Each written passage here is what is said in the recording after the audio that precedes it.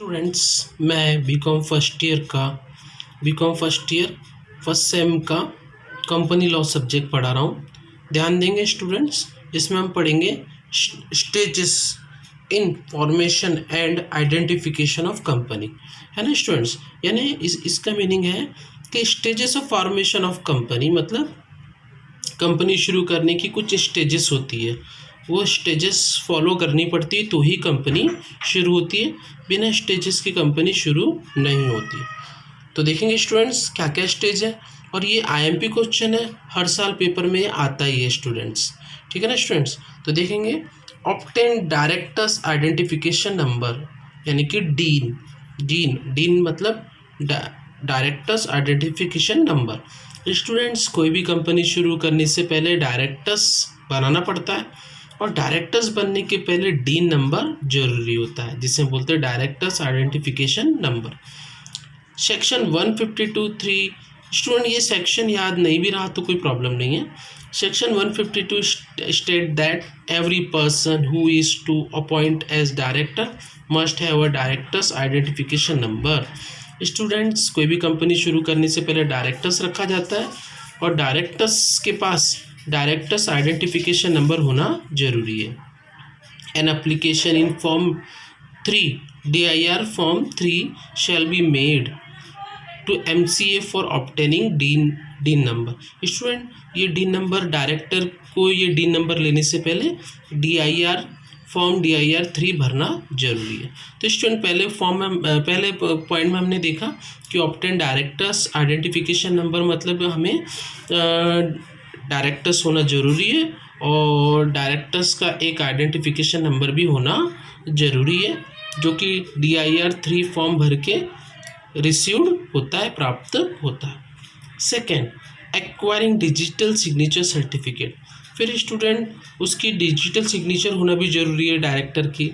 A digital signature certificate must be obtain from certified authority who is authorised to issue a digital signature certificate. Students, directors को digital signature भी लेना जरूरी है।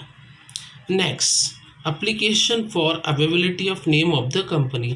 फिर students, company शुरू करने से पहले कंपनी का नाम डिसाइड करना जरूरी है, बिना नाम के कंपनी शुरू नहीं हो सकती। जब हम कंपनी को शुरू करने के लिए एप्लीकेशन करते हैं, लॉ के पास एप्लीकेशन करते हैं, कोर्ट में एप्लीकेशन करते हैं, रजिस्ट्रार के पास एप्लीकेशन करते हैं, तो उसके साथ में नाम भी देना जरूरी है। 6 name in order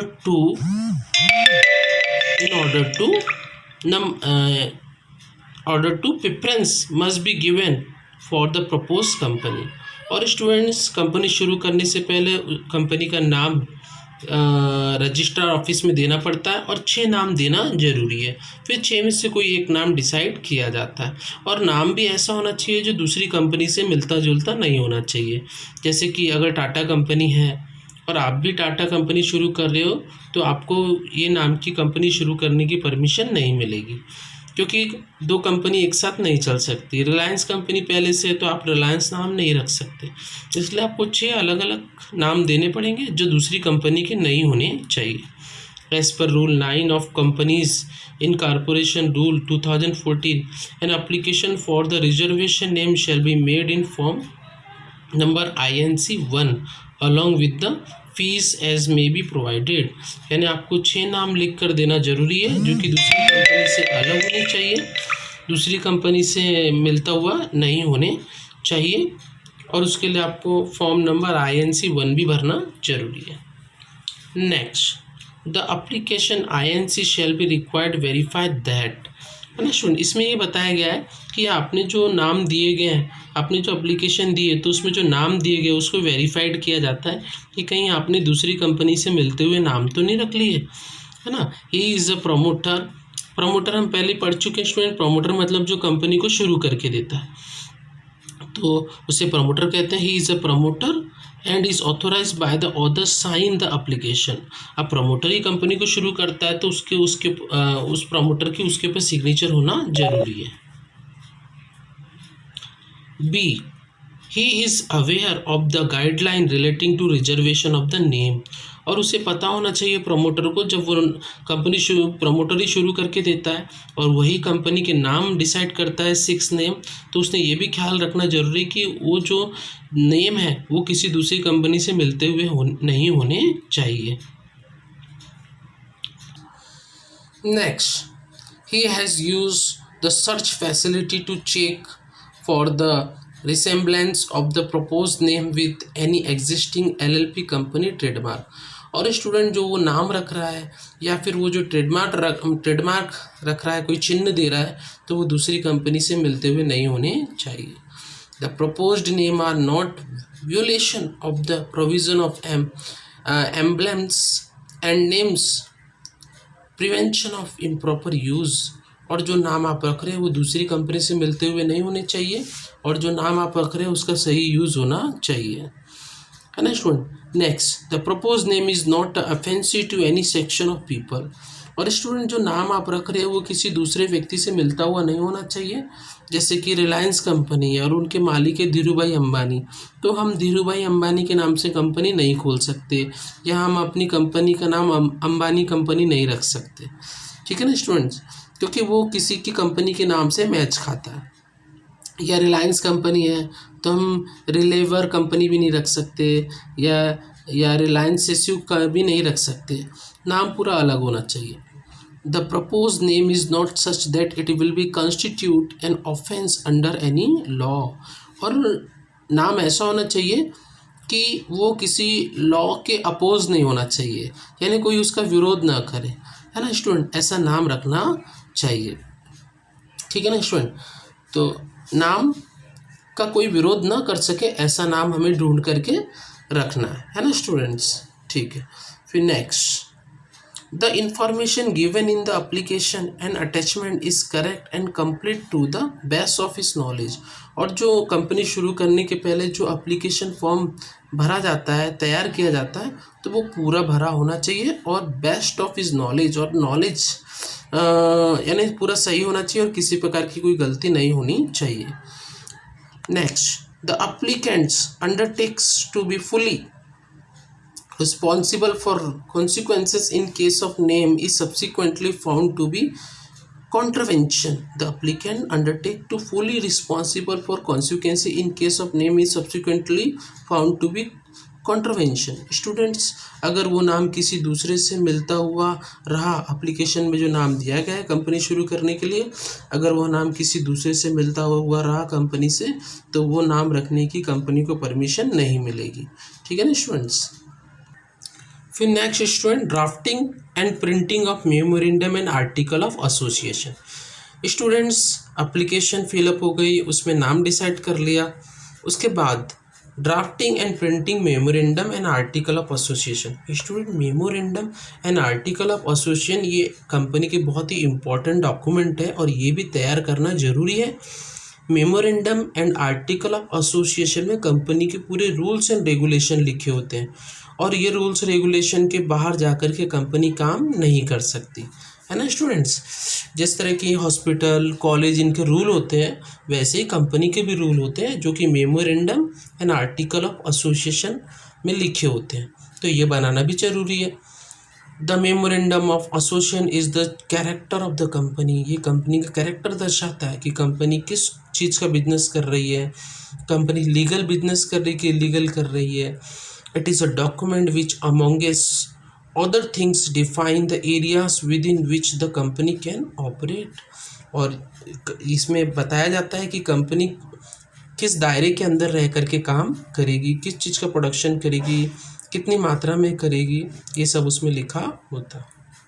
next, stamping and signing off the memorandum and articles. फिर स्टूडेंट्स, जो memorandum and article of association जो इम्पोर्टेंट डॉक्यूमेंट है ये तैयार हो गए, तो इसके ऊपर साइन होना जरूरी है ना स्टूडेंट्स। तो देखेंगे, the memorandum and article of association shall be printed and sign by the subscriber and the appropriate stamp must be paid on 8 stamp duty। Student memorandum and article of association तैयार हो गया कि उसके ऊपर signature होना जरूरी है ना स्टूडेंट। जिसने उसे बनाया है प्रमोटर ने या किसी ने भी, तो वो उसकी सिग्नेचर होना जरूरी है और उसके ऊपर स्टैम्प उसकी स्टैम्प ड्यूटी भरना भी जरूरी है। ठीक है ना students. Memorandum an article of association shall be signed by each subscriber to memorandum shall and his name, address, subscribe, occupation in the presence of the last one witness who shall attest the signature of likewise। Student इसमें बताया गया है कि memorandum and article of association जिसने भी तैयार किया है, प्रमोटर हो या डायरेक्टर ने, तो उसके नेम एड्रेस उस पर लिखना जरूरी है और उसकी सिग्नेचर भी उस पर होना जरूरी है। Dating of the memorandum and article of association. Student memorandum of association तैयार होने के बाद तो उसके ऊपर डेट डालना जरूरी है कि वो कब तैयार किया गया है, कौन से वर्ष में तैयार किया गया है। The memorandum and article shall contain a date such as date shall be either the date of stamping और date but in no case and it be the date prior to stamping. Student उसके ऊपर stamp होना जरूरी है, उसके ऊपर date डालना भी जरूरी है, जिससे कि वो पता चले कि ये memorandum and article of association document कब तैयार किए गए हैं। ठीक है ना student.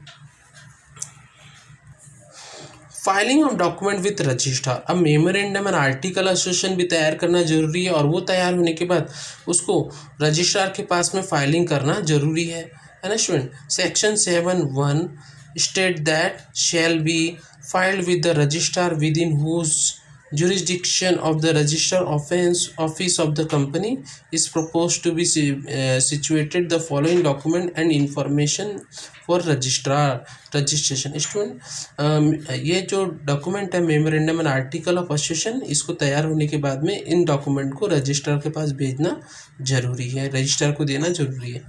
Memorandum and article of association duly sign by all the subscriber, और इसके ऊपर सबके सिग्नेचर होना जरूरी है, डायरेक्टर के, प्रमोटर के, सेक्रेटरी के सिग्नेचर होना जरूरी है।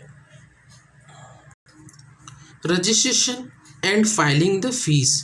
स्टूडेंट ये जो क्वेश्चन मैं पढ़ा रहा हूँ IMP है और ये 16 मार्क का पेपर में आ सकता है आपको, और ये बहुत ही IMP है और मैं मेन पॉइंट्स ही आपको पढ़ा रहा हूँ ताकि आप वही मेन पॉइंट्स उसमें लिख सके स्टूडेंट्स। ठीक है ना। Registration and filing fees. The prescribe registration fees and filing fees must be paid to registrar as application. Student जो एक अब एप्लीकेशन फॉर्म भी तैयार हो गया, मेमोरेंडम ऑफ एसोसिएशन भी तैयार हो गया, आर्टिकल एसोसिएशन डॉक्यूमेंट भी तैयार हो गए, अब ये रजिस्ट्रार के पास फाइल करना जरूरी है और फिर उसकी एक फ़ीस भी होती है, वो भरना जरूरी है रजिस्ट्रार को। एप्लीकेशन फ़ीस भरना जरूरी है रजिस्ट्रार के पास। The fees can be paid electronically और बाय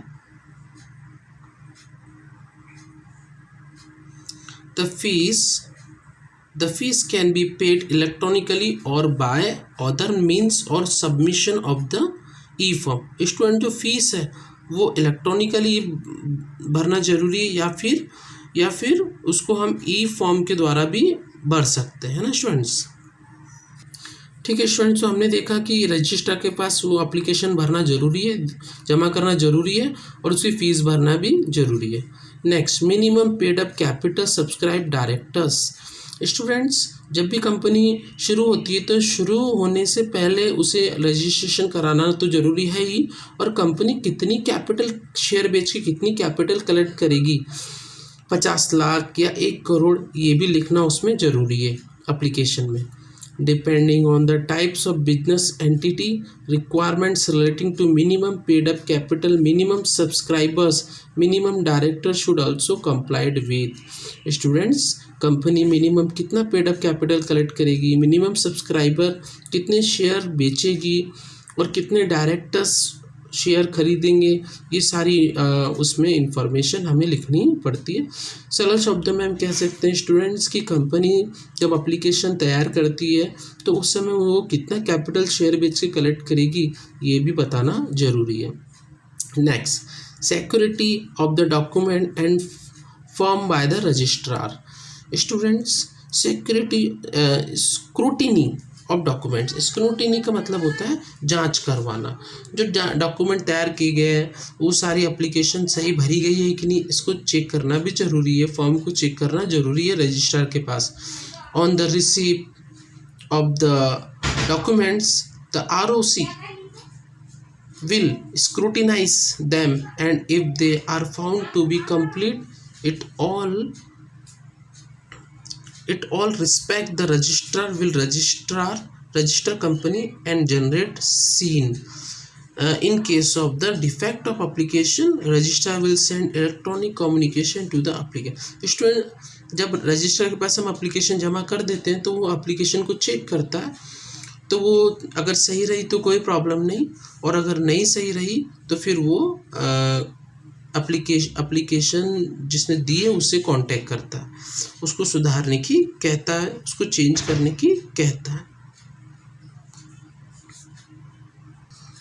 और next last issue of certificate incorporation by company.